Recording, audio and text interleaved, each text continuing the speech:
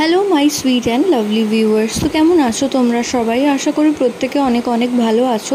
আজকে আবারও চলে এসেছি নতুন আরেকটি ইনফরমেটিভ ভিডিও নিয়ে। তো আজকের ভিডিওতে আমরা কথা বলবো গর্ভবতী মায়ের নাভি ফুলে গেলে অথবা কীরকম আকৃতি ধারণ করলে সেটি মনে করা হয় যে গর্ভের সন্তানটি পুত্র সন্তান রয়েছে। তো অবশ্যই আলোচনার পাশে থাকতে চ্যানেল সাবস্ক্রাইব করে চ্যানেলের পাশে থাকার অনুরোধ রইল এবং পাশে থাকা যে বেল আইকন রয়েছে সেটা প্রেস করে রাখবেন। এতে করে কিন্তু ভিডিও আপলোডিংয়ের সাথে সাথে আপনারা নোটিফিকেশান পেতে থাকবেন। তো প্রাথমিকভাবে এই নাভি পরিবর্তন কিন্তু প্রত্যেকটা গর্ভবতী মায়ের 5 মাসের পর থেকেই হয়। তার আগে কিন্তু কোনো রকম নাভি পরিবর্তন হয় না। 5 মাসের পর থেকে যেহেতু প্রত্যেকটা গর্ভবতী নারীর গর্ভের আকার অনেক পরিবর্তন হয়, তো সেই সময় নাভি পরিবর্তনও দেখা যায়।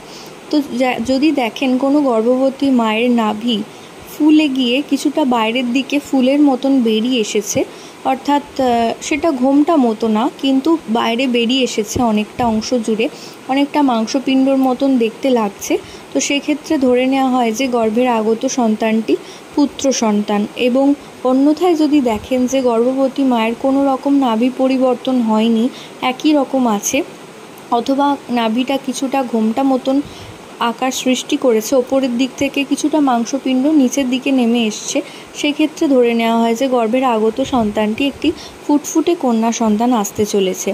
তো আশা করছি ভিডিওটা আপনাদের কিছুটা হলেও কাজে আসবে।